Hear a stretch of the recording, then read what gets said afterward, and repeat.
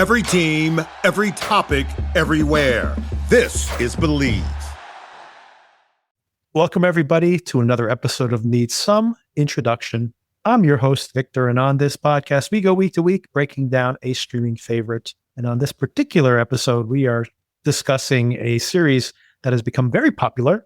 It's from all the metrics I can see, and also from the downloads on our episodes as we have these conversations. One of our most popular shows quietly has become one of our biggest shows ever. Joining me for this conversation is Sona. Sona, how you doing? I'm good. I'm excited to talk about this episode. Yes, I don't even think we're going to have too much. I mean, unless you had anything you wanted to bring up that you might have watched or recommend, I think we could just dive into it because I think this is a very juicy episode. I will just say really quickly that I got an alert sent to my phone, which tells you something about my algorithm, that Deli Boys was canceled. Yes, and so, I had the same thing. I heard the same thing. So I will just note, I really do think it's excellent and so much fun. And so if anyone has an inclination to watch Deli Boys, do it while you can. Did you watch season 2? I did. Oh, I have not watched any of season 2. I'm part of the problem here, Sona, by the way. Although I loved season 1, I had it on my long list of favorites for the year. What did you think of season 2? Was it funnier? Is there a big cliffhanger? Should people watch even though the show's been canceled? I mean, I think you're going to say yes to that no matter what. But how do you feel about all that? I felt it was not as good as season 1, but still very enjoyable. And part of the reason I might have felt that way about season 2 is that Fred Armisen plays a really big role in it. And I have never been a huge Fred Armisen fan. So that probably is part of the reason I'm feeling the way I am about it. But still, super enjoyable, summer fun series type of thing. So I think definitely worth watching in the way that you watch that kind of stuff. You know, like it doesn't require 100% of your attention. I was trying to think of something I was thinking about bringing up. Oh, I know what it is. Did you read any Bret Easton Ellis back in your day? I think... Less Than Zero or... Yeah, I think I read Less Than Zero. I definitely saw Less Than Zero, the movie, and that's why I'm... That's why you're confused as to whether you read it or am saw I it. remembering watching the movie or remembering reading the book? I think I did both.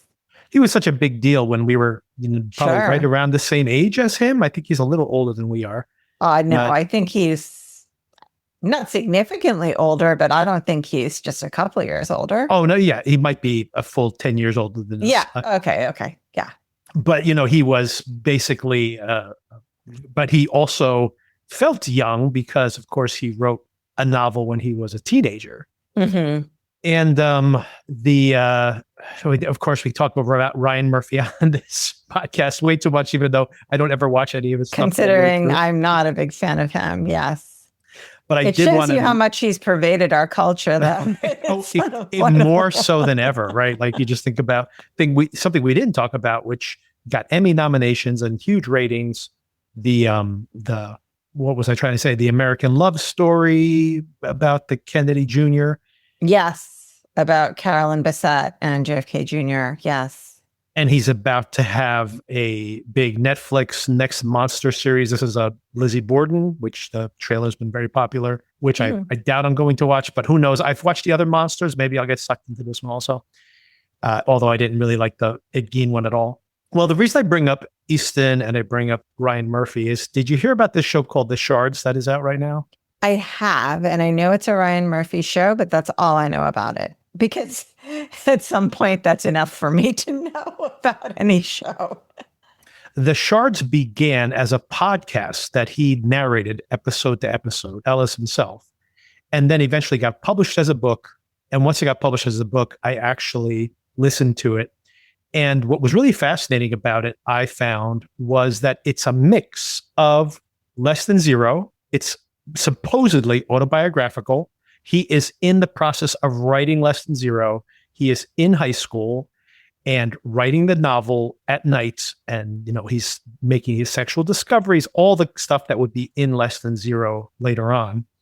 But simultaneously, this is like the peak of serial killer panic. So fictionalized in his biography is that there is a serial killer that is killing people famously in Los Angeles, and that little by little, he's getting closer and closer to his circle of friends.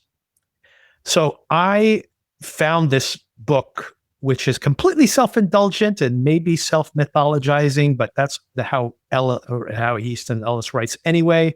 I thought it was a really fascinating, and to talk about what makes it fascinating is to be too big of a spoiler. But if you've started reading this or listening to his podcast, there's a reveal that comes very late in it that I found truly fascinating and just an interesting way to almost take his other writings and, filter them through this new, it's a remix of all his other stuff, American Psycho, and of course, Less Than Zero and other things as well.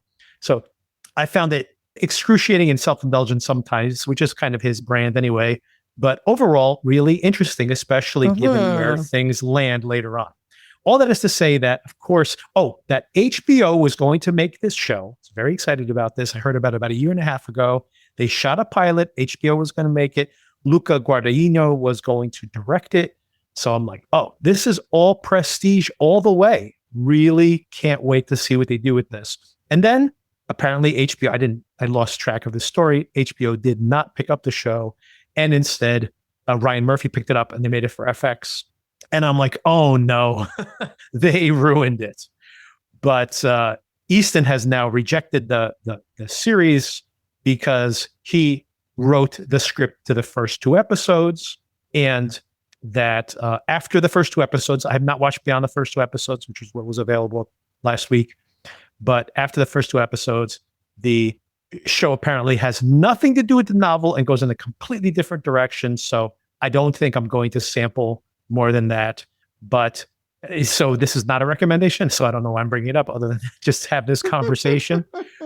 But what I did want to bring up is that Ryan Murphy directed the first 2 episodes of the show, and the script is the original script that Easton Ellis wrote for his HBO adaptation.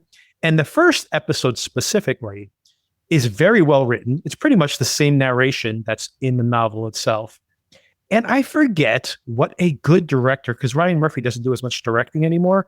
Forget what a good director he is. There is a scene where the killer is stalking a girl, and it's just sets this beautiful summer night in Los Angeles, like really evocative the way the whole thing is shot. And then all of a sudden, all the music and all the, style that always goes into a Ryan Murphy production gets really quiet. And we're just with this girl, and it's very quiet, and it's the middle of the night, and she's alone. And all of a sudden, it's just really well done, like really excellent suspense filmmaking. And I'm like, wow, I forget that he can really, he's a skilled director. All that being said, I don't know if I recommend this because even after episode 2, I was kind of out on it. And now that I've heard through the grapevine that Ellis himself has rejected it after episode 2, and Ryan Murphy basically shot the first 2 episodes and then handed it over to his, the giant factory that churns out 15 of these shows per year. So it's probably going to be awful after the second episode. But I got to tell you, I kind of thought they were going to pull it off after episode 1. So take all that with a grain of salt. If you're curious, I was impressed with episode 1 and yet did not have confidence that this thing was going to be worth it in the long run. Especially that since I've heard that they want to make this into like multi-season, I'm like, if they change that thing that, again, I can't spoil, that happens late in the book, if they change that, then what's the point of this book at all? So it's probably going to be a disaster.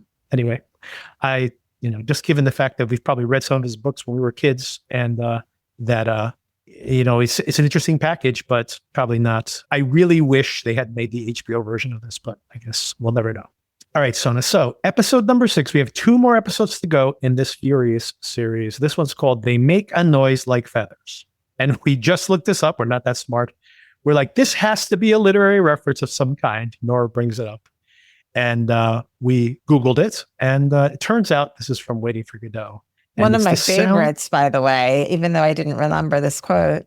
Yeah, it's hard. I mean, it's such a great quote in the context of, with what we just read off mic.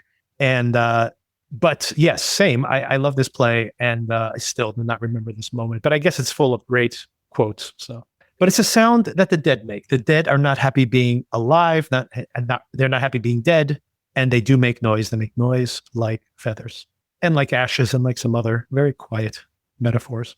So Sona, before we get into like the breakdown, I already know from your reaction on Patreon that you were really thrilled by this. What a fantastic episode of TV. Holy cow. Amazing. I was riveted every minute of this episode. Yeah, I mean, this is so well structured. We And rewind so funny. Yes, so much comedy in this. Yep.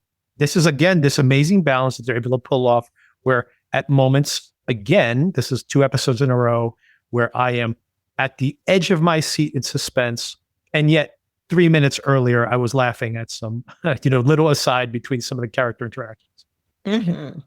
Which is to say that it's a very unique blend of things. And, we have Elizabeth Merriweather. Is that Elizabeth? Did I get her first name right? Who made, New Girl? I wish I can hear you asking for help, but I cannot help you. I guess they call her Liz, but yes, Elizabeth, Liz, whatever. That, came from New Girl, as we mentioned in earlier coverage of this show, and now is making these dramas, but without forgetting the comedy. And it's really fascinating to me. I think the reason the show is so good is because it doesn't feel like a committee went in there and said, like you got somebody who makes a lot of police procedurals to make this show and you get a certain tone and it has a certain look. It's really just has her sensibility in telling the story.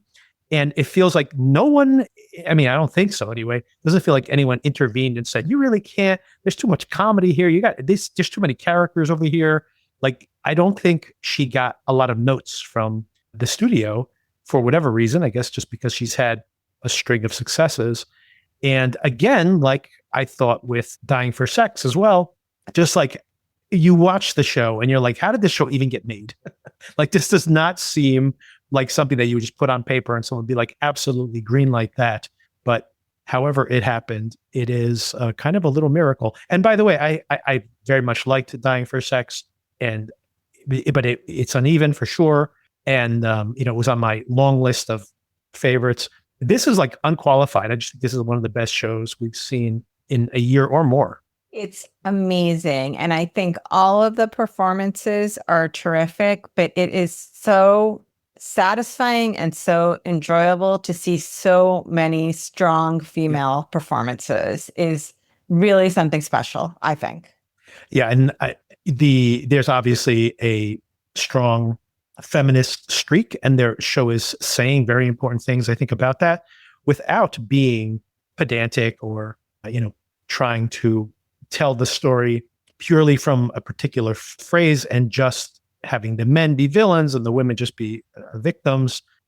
Everybody here is a complicated character, and the mystery itself is thrilling, and the plot twists are exciting, and it's just and then it just fits in this additional layer of it just becomes the water, that we're swimming in, like just like the context is the world that these women have to, this one additional layer of complexity to all these already complicated interactions. So let's get into the plot breakdown a little bit. So we start off, we rewind a little bit from where we were last week. We had this question as to like, how did Kat get there? Is she somehow ahead of the curve with Alice? Like, does she know Alice is going to be there? Absolutely not. It turns out that she is coming immediately from Alden's house. She has not, of course, killed Alden. That wasn't a setup or anything. She just wandered off, just freaked out by what happened.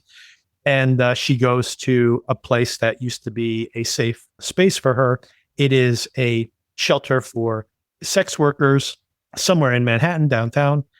And this woman, Jean, is there and knows her immediately as soon as she walks in. Apparently, she hasn't been there in about 2 years, so we know how long she's been kind of out under this other persona and working a separate job. And Jean is not going to turn her in. She says she wouldn't turn in Satan himself if he was there washing his hands, something like to that effect. So, but she is there, of course, like the good mother hen there to protect these girls. And she knows her as Grace, which I guess Catherine Grace is her last name, right? So I guess that's where Grace. Oh, I thought it was like her middle name, like. It could be, yeah. Yeah, they say Catherine Grace. It could be her middle name. That's a good point. And that's why she's there. And it's just a total coincidence that Alice has shown up at the exact same time. Some things we get confirmed here, of course, is I don't know if it was this early on in the conversation when she's talking to Jean. I've kind of mixed together when she's kind of talking about the case up to this point when she's talking to Jean versus when she's talking to Alice about it later on, when they have that incredible scene, which we're going to have to spend some time talking about later on in the shower. But before then, she mentions Elena's daughter and that her daughter is now doing sex work again as Isabel's well. daughter. Yes. Isabel, I'm sorry, Elena is the girl's name. Right. Isabel. So now we have confirmation, by the way, that all that confusion, you were absolutely correct. Despite the fact that she said she was your sister, she was her mother. What did you think about their interactions between Alice and Kat here? You see, I mean, right away, you see that Alice you see her be good at giving this performance, but at the same time, they really do start to build a bond between the two of them. Yeah, I think we saw here first that Alice is really good at her job, that she knows, like, she's making these decisions in the moment. She hasn't had much time at all to think out her plan.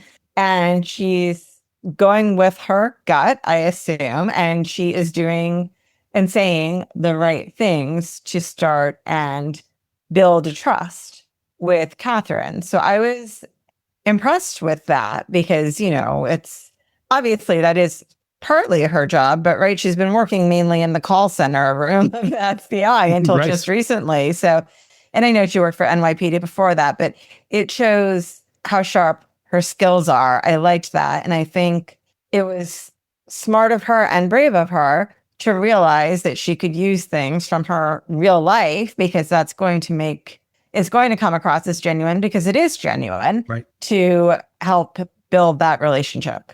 There's danger there too, right? We've seen, not previously, that she uses that empathy to get closer to someone during an interrogation. Yeah. But in this particular case, it can be dangerous, right? Because she's letting herself get too close. Yeah, well, I think we find out by the end too how invested she is here. Oh, for sure. And then, of course, we also see how much paralleling there is between their own biographies, more so than ever. She's very good at building that rapport, but a couple of things that she gets wrong almost immediately. Nora explicitly tells her, you just keep an eye on her. And then once you're comfortable with her, you just be like, look, we need you to talk to us about Jay Easton. There's no way out of here. And keep it all to small talk. And of course, she can't do that. Talk about cats. Talk about rain, talk about rainy cats, but that's it. Rainy cats. I love it. But she's absolutely right. How are you going to build a trust with anybody talking about rainy cats? That's true. But I think she mostly wanted her to just be there and say that I perceive that what she wanted her to do was just kind of keep, stay close, keep a small talk, try to get like any kind of little in you can feel out. And then the pressure is going to be, look, the place is surrounded and you're going to get arrested one way or the other, but we can work together to at least make something positive out of this. But she has to immediately start pushing the Isabel thing. I think she's making the assessment that's too late. That's not going to work. If she wants to build any trust, it has to be from the second you meet this person. You can't do it later after you show that you are a federal agent and shouldn't be trusted. I think she made the right assessment here. I mean, I would argue that she let herself be known by, I guess this goes both ways. I was going to say that Catherine, immediately gets suspicious when she brings up Isabel more than one time. Yes. But what really gives her away. Was a mistake. I agree. That was a mistake. Yes. But but that's not the thing that gives her away. The thing that gives her away is one of the other ladies is just like, she was here like last week. She's definitely an agent. Yeah. And that, of course, immediately is going to, even if she was wrong, that would have set her off. For sure. And then we could talk about it later. But the irony is that the fact that Ed pulled off the SO crew that's protecting. Oh, I know. What an unbelievable piece of garbage this guy is. Seriously. More and more so, more pronouncedly than ever. But it's, in a way, it might have saved her because you can imagine in the same circumstances, if the cops are kicking the doors down, she seems to be nearly suicidal at one moment, which had the gun waving around. And maybe things would have gotten even worse if there were actual cops trying to kick through the door, So in a way, maybe it worked out, but they should have never been in that circumstance in the first place, basically, it comes down to. Yeah, it's a real mess. But here early on, I like the conversation that Alice has with Nora, not only about the rainy cats, but also the fact that she can get an hour. I have to go tell Ed what's going on, but I can take an entire hour getting up to the 32nd floor. And all her evasions are pretty funny. Her method for doing it is hysterical. All of her methods are hysterical, but I especially loved the elevator buttons. All the elevator buttons, talking about this guy whose father has just died. And she's like, well, we got a lot of time to talk about. I also like the when she is pretending to tie her shoelaces and Choi like squats down next to her. Yeah. She's like, why are you doing this? He said, this is what we're doing. As much as I have known people like Choi and they've gotten under my skin because of the way they are in the old boys club, I found him really charming in this episode. I really liked what they did with his character here. Agreed. I like all the frustration he has with dealing with Alden specifically. Yeah. Mm-hmm. I didn't catch this for some reason the first time I watched it, but the second time around, I should say the first time I watched it, I was thinking like, was Nora putting her into a really bad position? But it's almost something I didn't pick up immediately when I saw it the first time. Not only does she put an SO team in place, like they're in place so early in the episode, I didn't even remember it. They're like immediately positioned outside of the building. So everything that happens inside that building from that point on, like within like the first 5 minutes of the episode, they are there on the outside until jackass Ed has to come and screw it all up. That's right. Anyway, so then Alden and Danny, this is hilarious. All the interactions between Alden, Danny, and Choi, great. Especially Choi, and the way that Alden, he doesn't know how to handle him. I love when he knocks his computers over and he's just like, Danny, he's like yelling for Danny to come. And sorry, go ahead. No, that's all I was going to say.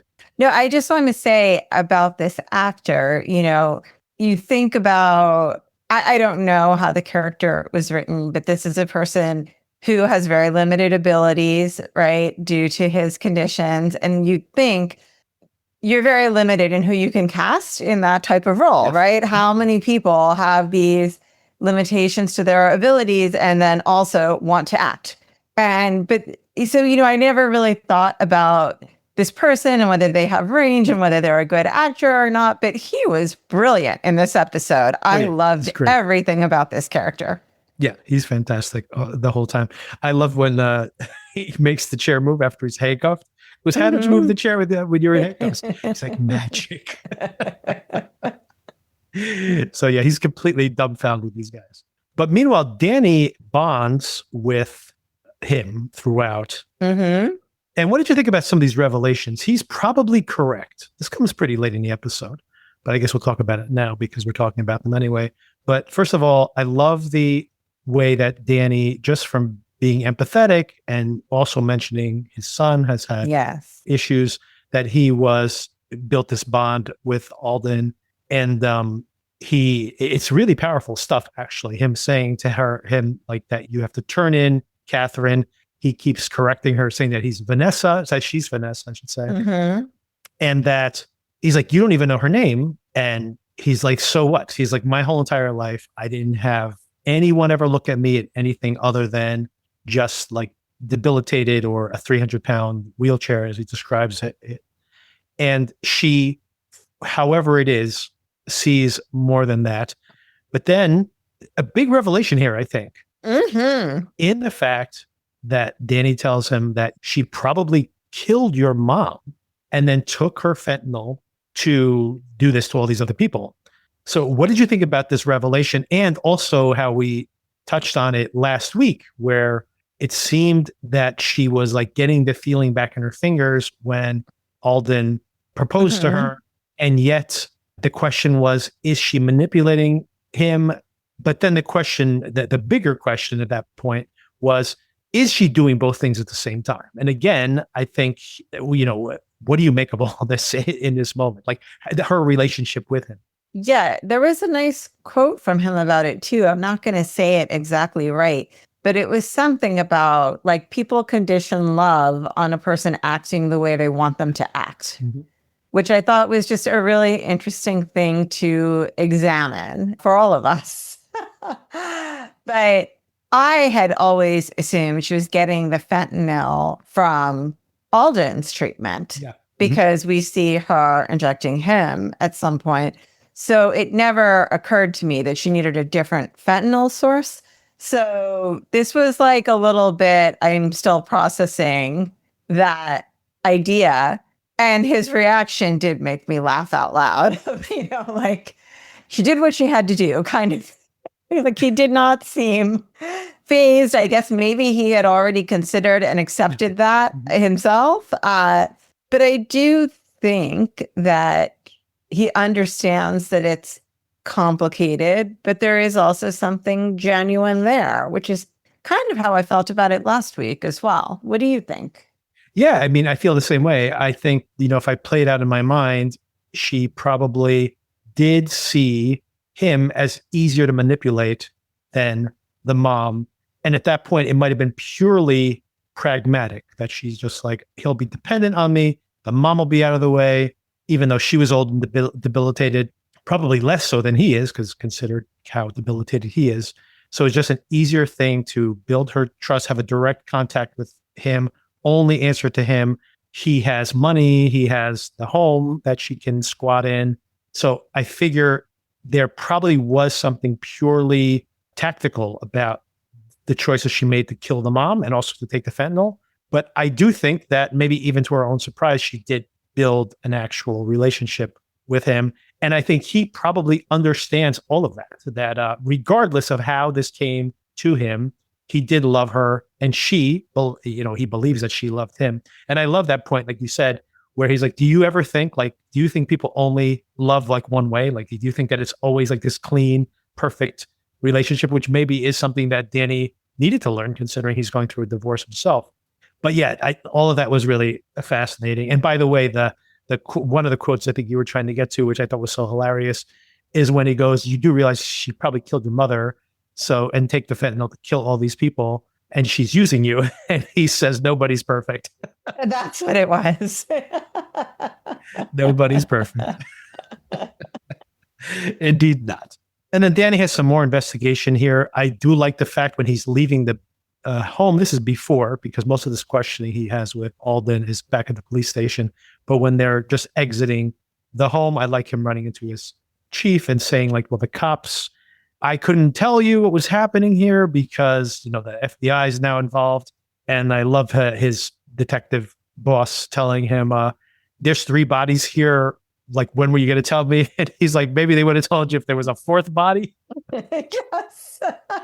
And then he says, maybe I'll just kill you right now. And then that way we'll get past that threshold.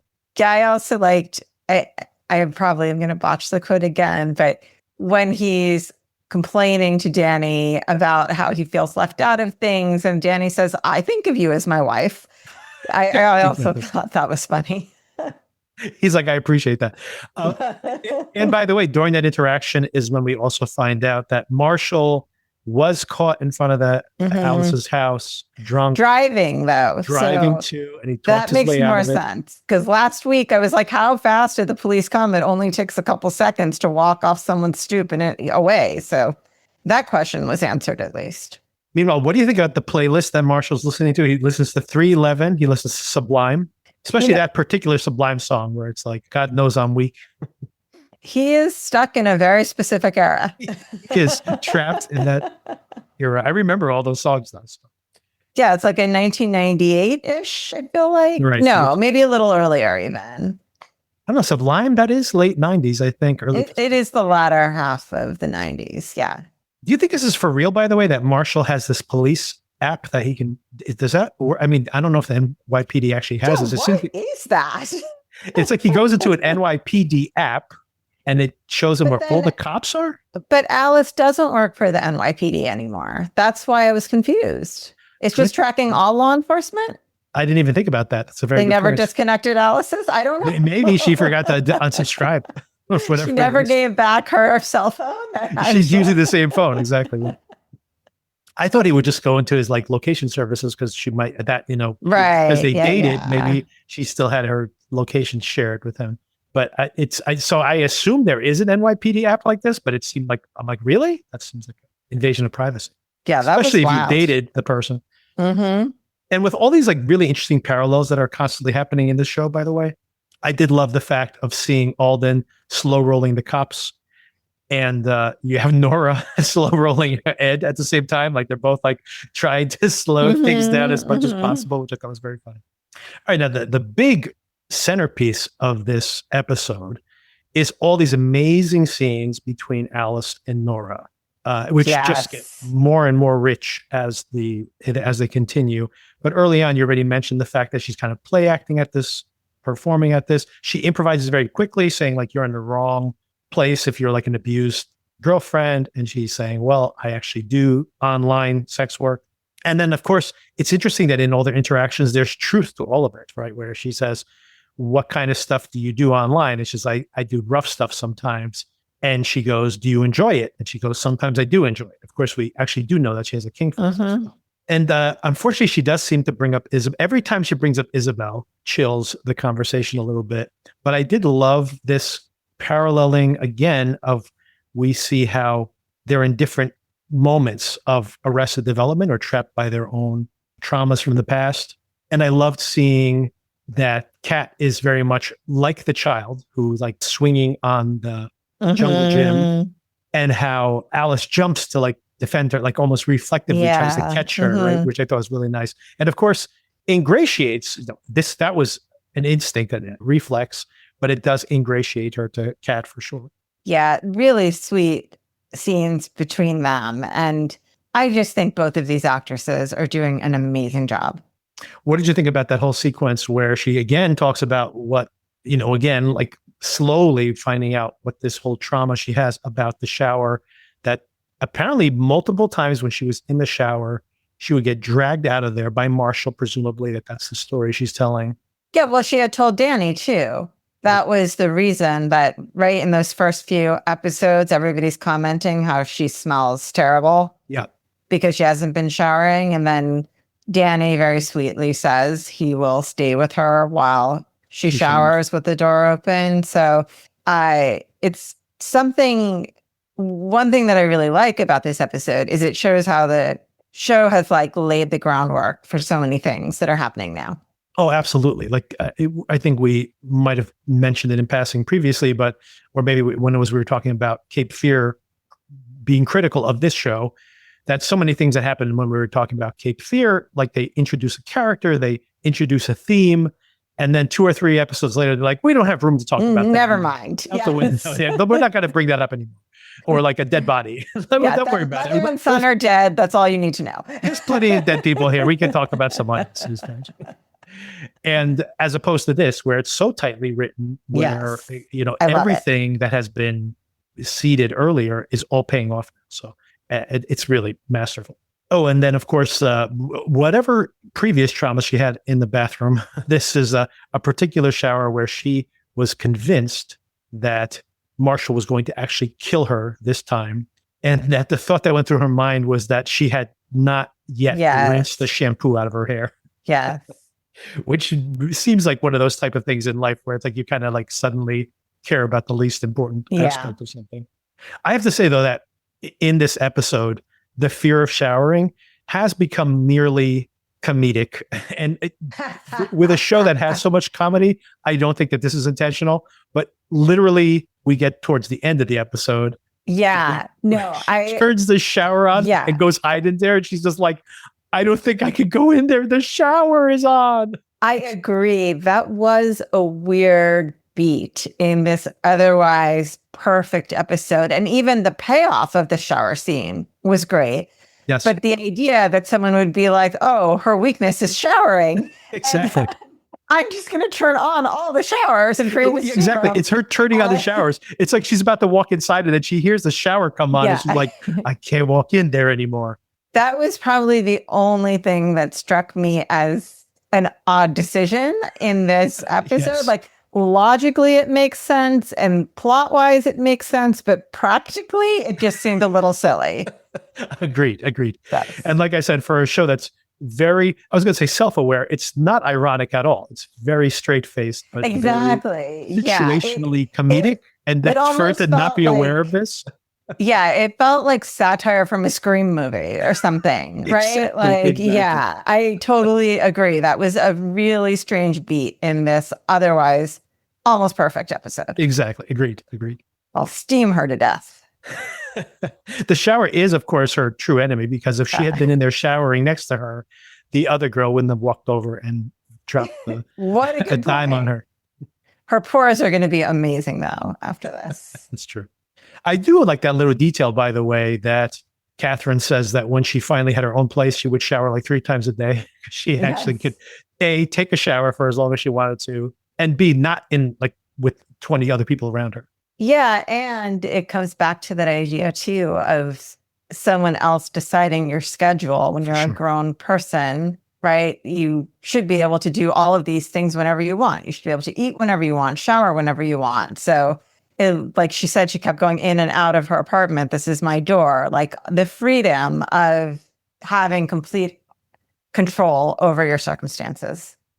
And also doing great work here in this episode, of course, is Nora. And she finally makes it to Ed's office. I do like the fact when Ed actually sees her and she like runs off and she's like, I forgot my phone. Yeah. But she does eventually show up at his office, and he's like, she's like, I was trying to find you. Where were you? This is such a great scene. But as comedic as it is, of course, turns very ugly as well. But so a lot of revelations here as well. And again, this is something that speaking of how the show is so rich and how it lays things out, there was an earlier episode where the final beat was like, oh, wait a second, is Nora taking Alice off the case because she's just worried about covering her own ass and making her next post? And she basically, that's a seed that was planted in her mind. And of course, it turned out that wasn't her real motivation. But then here we have her being self-critical of saying that she knew that Ed was onto bigger things and she wanted Ed's position. So she looked the other way, and she feels this guilt that she allowed this story to be covered up.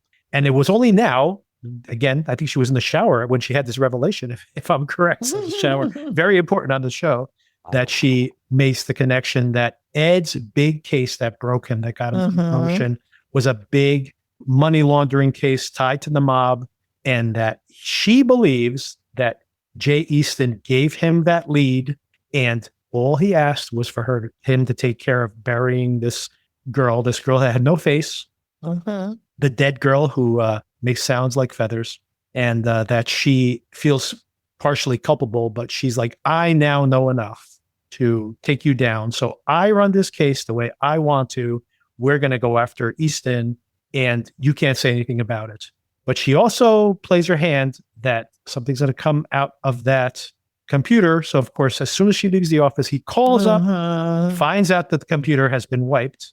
You can't really wipe a computer like that, by the way. You can always resurrect. I know we're supposed to think that Alden is a tech guy, but it's very hard to really wipe out a hard drive. Like they regularly, take a hard drive and resuscitate deleted files.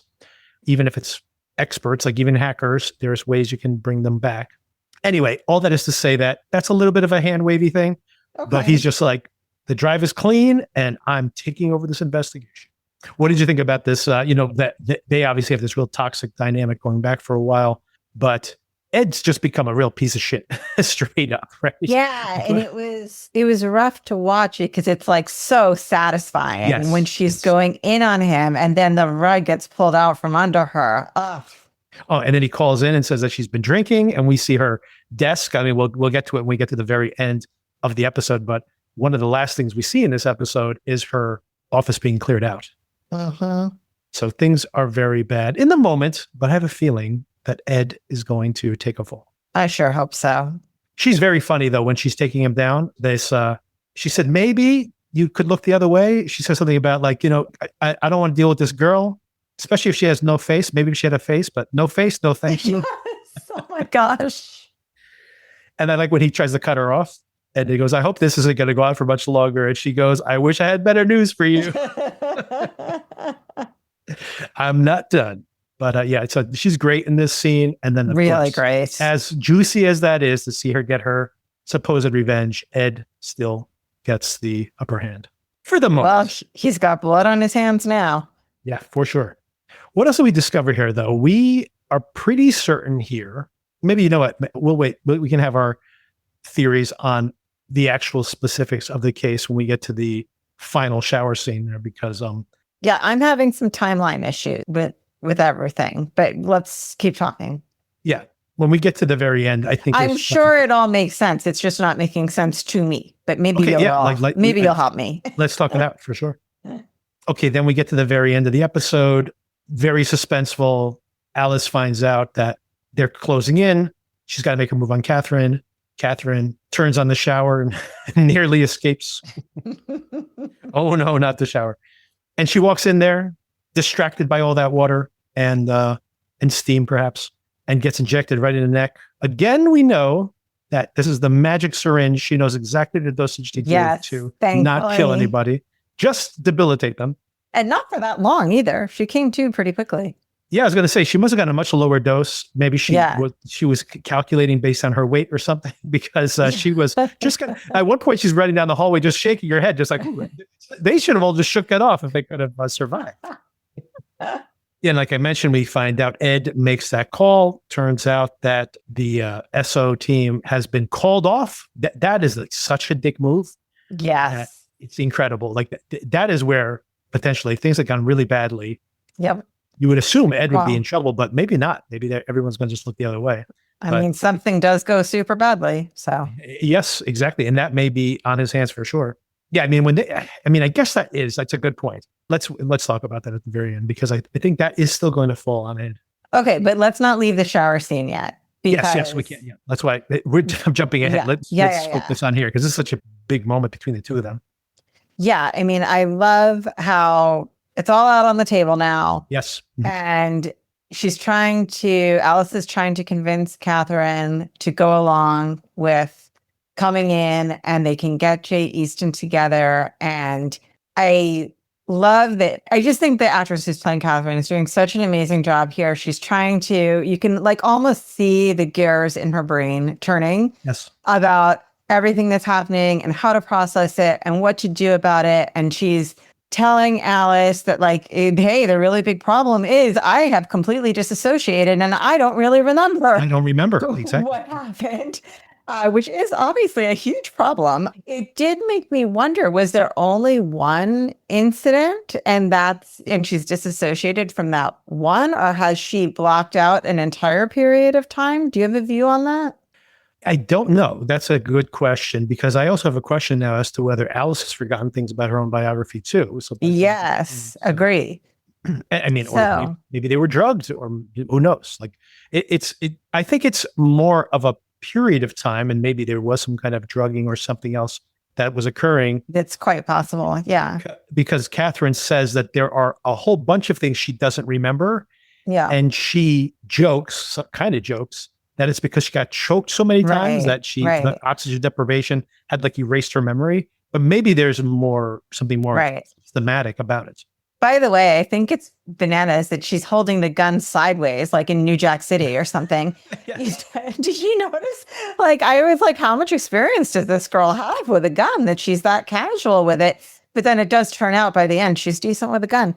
So I don't know. What are your thoughts about this whole scene? It was excellent. I did think that, I mean, the thing that her holding a gun that way made me feel at some point that she had almost forgotten that she had it in her hand, because she's just like waving it around. She was waving it around. Yeah. And then for a minute, I thought maybe she was going to end it all for herself there. You know? So, yeah. Yeah. She becomes like a real loose cannon there. And it's so fascinating because you see her, like you said, she's like laying it all out, and she's actually really smart about how things work, and turns it immediately on Alice, where Alice is like, work with me on this, and then we'll get him. And of course, that was supposed to be the pitch that even Nora and her both thought was going to work somehow, even if it was the pressure of there's cops outside every door, you can't get away. That would be the way to manipulate her into agreeing. And of course, everything she says is absolutely true, especially when she says, tell me what actually happened with you. And she goes, it was my ex-boyfriend. Why didn't you say something? He was a cop. Did you make a statement against him? No, I didn't. Why not? Because I thought he would hurt me even more. I thought people wouldn't believe me. So she's like, and then of course, this starts Kat spinning out because she's like, yeah, you as a cop inside the system are telling me, trust me, we're going to do this together. And you didn't even use the system for yourself. Like, how unconvincing is this argument? And the conclusion being, and why didn't you do it? Because you knew it wasn't going to change anything. Exactly. So it's like now, but it's going to work this time. And she says that, by the way, right? She herself, Alice says, but it'll work this time because I'm going to make sure it works. And that is such an empty promise because it's like, what are you talking about? Like, you couldn't even protect yourself. Yeah. What are you talking about? And like, so it's like a really powerful scene. And then of course that starts to get her spinning out where she starts to blame herself. She's like, what am I going to testify? I don't even know what happened that night.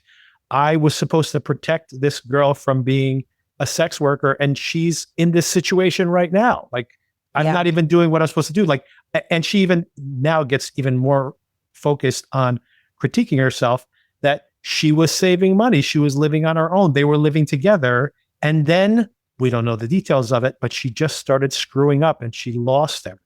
Right? The world fell through around her. So, and of course, that's when she also lost this girl and she went back to the streets again. So they're both at this situation where, again, Alice is talking about like working in the system and she doesn't trust her. But now she's like fully aware that her way is not working either. And that's when, to your point, that's where I'm like, well, maybe as I watched this a second time, that if Ed hadn't called the dogs off and they weren't about to bust in on her, maybe she was at the end of her rope. And it's just the fact that she realizes in that moment, wait a second, no one's coming to get me, that she tries to make a break for it. And luckily, she doesn't shoot Alice. She doesn't shoot herself. She just runs out the door. But it's a pretty amazing culminating moment for the season up until this point. Yeah, I mean, I was just on the edge of my seat watching that scene. It was amazing. I also loved the acting of Alice as someone, as you had mentioned, who's just been drugged and is trying to pull it together for something super, super important. Yes. Like, I have never been on fentanyl, but I have been very drunk. And the idea of like, oh, shoot, I really need to focus on this. This is important. And like, having to do that while you're drunk is the only analogy I have in my real life. And the idea of like just trying to tell yourself, focus, this is important. Yes. Like, I think she did a really good job of conveying what that must feel like. For sure. Yeah, I agree completely. And that is very funny, being that moment where you're like, this is important. Don't get distracted. Hang on. Although, you know, usually for me, when I'm drunk, it's more like, where are my keys? I have to find them. Or something more like that. I've got to call this Uber. Hold on. One more really nice detail here, by the way, is I like how, again, Alice, even as drugged as she is still working, Catherine, where she says the bag, the sequin bag, which of course now you had asked, what was that sequin from all the way back in episode 1? Yes. It's from the sequin bag, which of course she always has with her. So the sequin bag was given to her by Isabel, and the very sweet detail that she used to like put notes in it to her, like her mom leaving her notes. And then again, with that whole kind of like she needed a mom figure, although she loved her. So there's, you know, I love that, by the way, too. Once Alice is drugged and she goes, these are the things I know. And she went down the list. You know, Easton did this to you. And, you know, there's videos of it. And that's why you've been on this, you've been killing these people. The lawyer, she's going all the way down the list. And she says, and you loved her. And that's like a very important point, of course. So she really knows everything she lays out there is actually correct. And yet a detail about the bag is very sweet. Oh, and of course, what I was saying is that how Catherine does need like this mother figure. Again, you think about the playground where she's kind of like tipping herself over. And then Alice is like, I'll catch you, you know, like that dynamic. Although Alice is trying to, that's what's kind of fascinating about the Alice character and how all these things are paying off.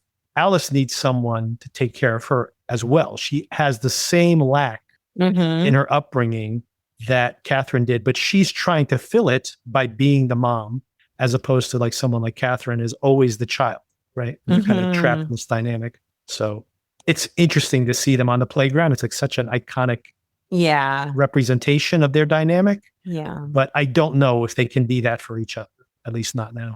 And then, of course, shake it off, shake it off. She's, leaves the shower and is walking out the door. And Marshall grabs her immediately, slams her against the car. Kat sees all this and comes over. And then what do you make of that moment where she is I need to talk to you about the whole finale here, because she has the gun on him. She says to Alice, what do you want me to do? Do you want me to kill him? And Alice doesn't say no, don't do it. She doesn't say anything. She just kind of stares at her and she shoots him. And then when she shoots him and she sees the blood, she seems like shocked. I don't know if she's shocked by her actions or she's shocked that Alice immediately goes to his side. And then she runs away, throws the gun in the street. I'm not sure if that's what I would have done in her case.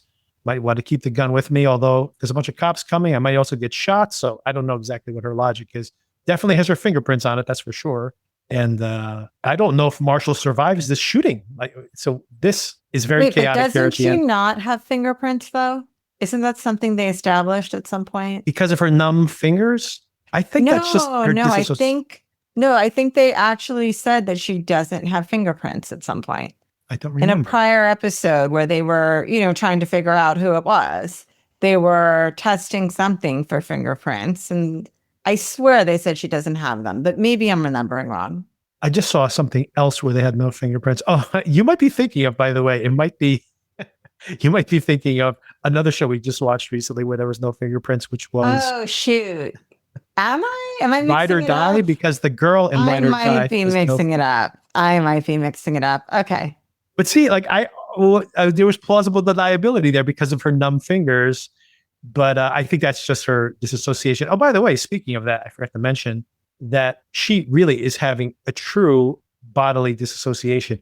She literally describes herself in that shower scene. These aren't my legs. Yes. These aren't my arms. So she yes. has fully, you can imagine, during some of the abuse she encountered, she fully was disassociating. Yes. And of course, I should have mentioned that at the very start, when she shows up at the center and Jean knows of her condition, she's like coaching her like back into her body. So it's a pretty fascinating situation for her. But what did you make about that interaction when she looks at Alice and Alice doesn't respond? Do you think she's probably going to be asking herself this question. She was in a way maybe asking for her to kill Marshall for her. Do you read that way? I did. Well, at a minimum, she was conflicted about what to do. And I think what I interpreted it as is that there was the part of her that really wants him dead. And then there is the law enforcement part of her that knows that is not the right way to deal with this. And that is not the answer to this. And she does still love him. They have kind of established that as a recurring theme. And I think those two feelings were conflicting inside of her. And I feel like Catherine saw that there is at least a part of Alice that thinks it's a good idea to kill him. And she acted on that. How did you take it? Yeah, I feel the same way, that the fact that Alice didn't just say absolutely not or no or scream out, even whether the shot went off or not, that she is, whether she should or not, is going to be blaming herself for the outcome. Yeah. And of course, from the plot perspective, the other huge thing here is that you can imagine a world where she's like, I never killed those guys. They were into drugs. They overdosed. And they come up with, well, I don't know if we can prove that she murdered these people since they died of drug overdoses. And they seem to have multiple injections. And she was introduced as one of these guys' girlfriends. So it seems like it's going to be hard to prove that she's absolutely a serial killer. And these weren't just like facilitation or something, but not murder. But now she just shot a cop in the middle of the street. There's no one she's like not going to be able to get any treatment from that. And there's no deniability now where she is running in the opposite direction, just threw the gun in the middle of the street. And the cops are literally, the lights are coming as they come down the street. They're closing in on her. And she has, minimally attempted to murder a cop. But like I said, I don't know how you survive this shot through the heart, potentially. I don't know if that's... it seemed like she aimed for the heart and had pretty decent accuracy. Yeah, the bullet going right through your side of your rib cage is probably going to hit your heart, Yeah. and you're not going to survive. And we'll know, I guess, next week soon enough. But I have a feeling, if I had to bet one way or the other, that Marshall is dead. I think so too. That Sublime song was the last song he'll ever hear. And as I mentioned earlier, Nora's office is being cleared out. Danny gets the flash drive. So, that bonding with Alden gives him the flash drive. Now, how is he going to use it? It's going to be tricky. Who does she, that's the biggest mystery I have is who does she go to with that information? Yes. Because people are going to want to use it against her. But I guess, not for nothing, but you can leak those videos and that might be the way to do it. Yeah. So they have to bypass law enforcement completely. But in today's world where this takes place, people would say, oh, that's AI. They can say that, but a forensics person can know whether an image is AI generated or not. You could just see from the age of the file, right? Like if the files are actually 13 years old, then no AI made those files. Right. Just that in and of itself is going to be right. Choi gets insulted one more time with Alden just telling him that I like how Choi is so clueless in some ways, where he suddenly says that you're going to have to push my wheelchair now because it's on manual. And he's like, how does this happen? As if he doesn't know that it's like that he's doing it to him on purpose. But then, of course, he just rolls himself away.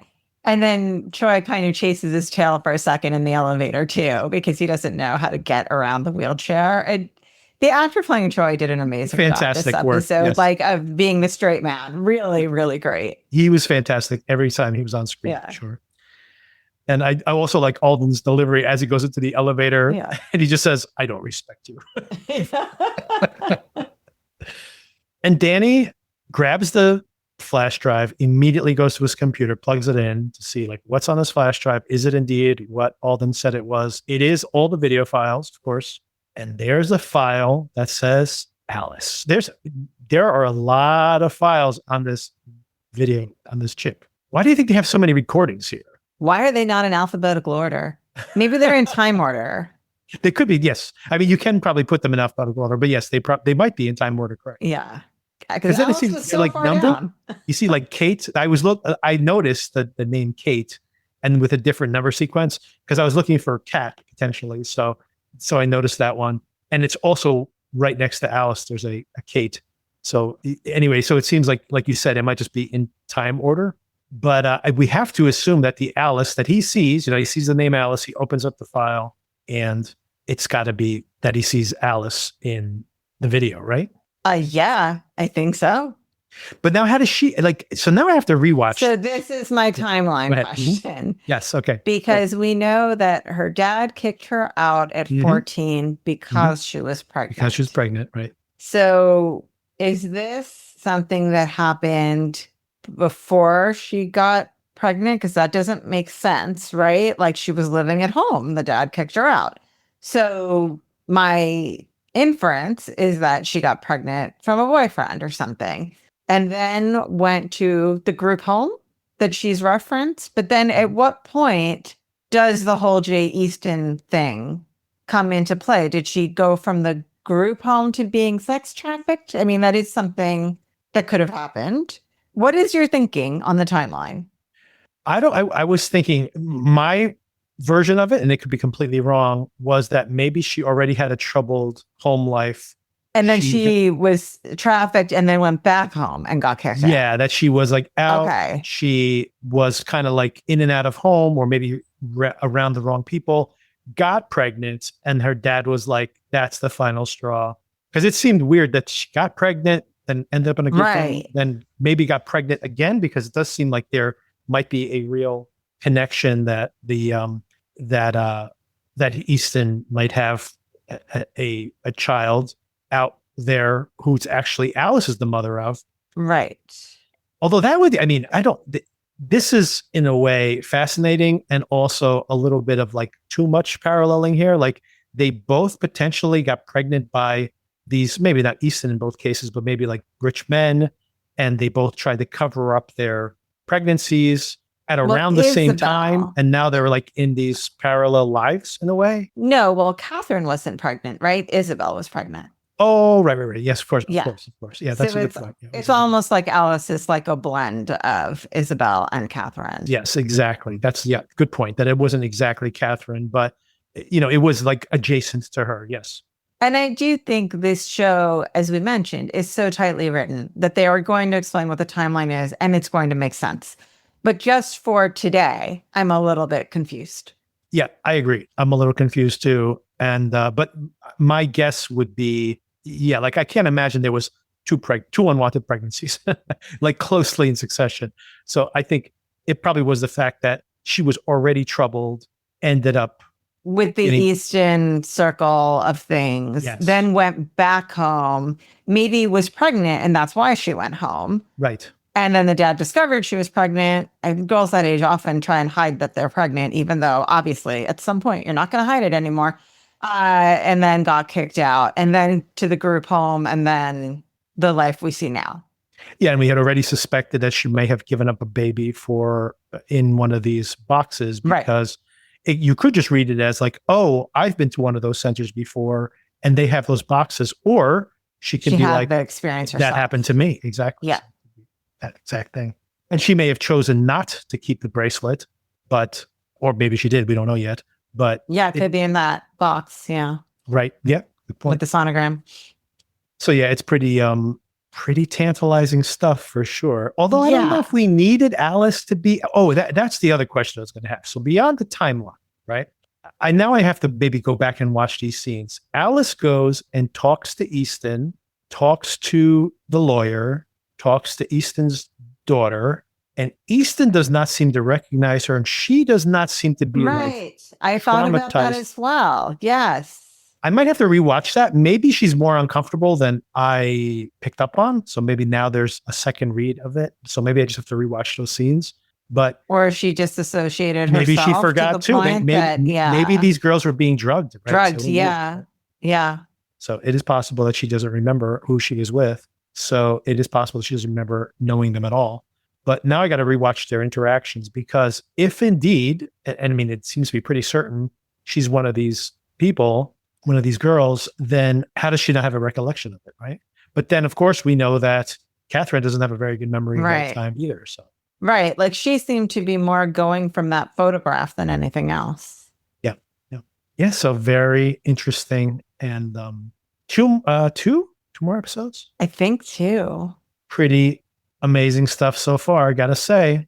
I am enjoying this show so much. I really hope that they can land this, and I expect them to land it. From the show that we've seen so far has like just been consistently getting better and better. Yep. So I'm really looking forward to the next couple of weeks.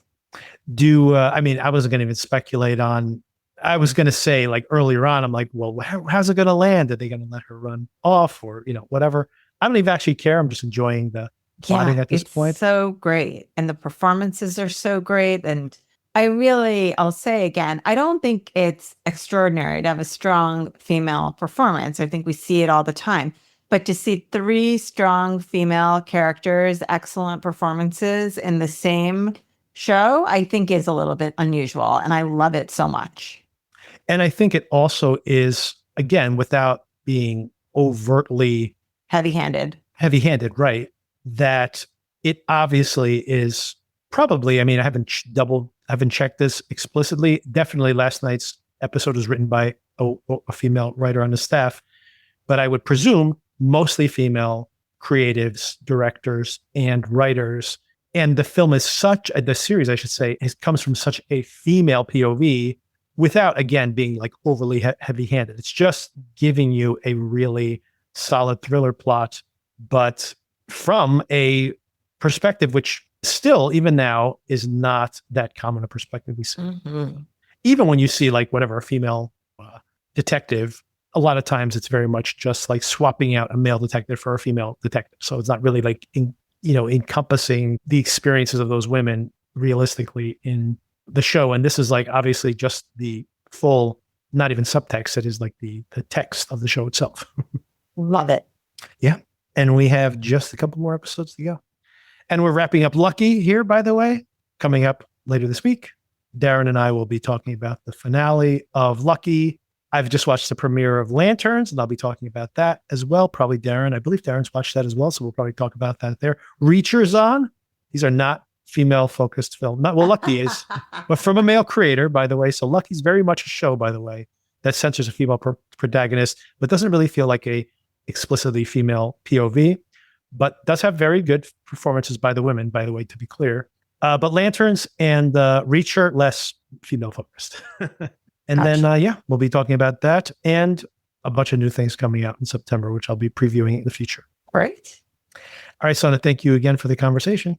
Thank you. All right, talk to you soon. Talk to you soon. Bye. If you like the show, please take a moment to rate, review, and subscribe. It really does help the show to grow. Thank you for listening.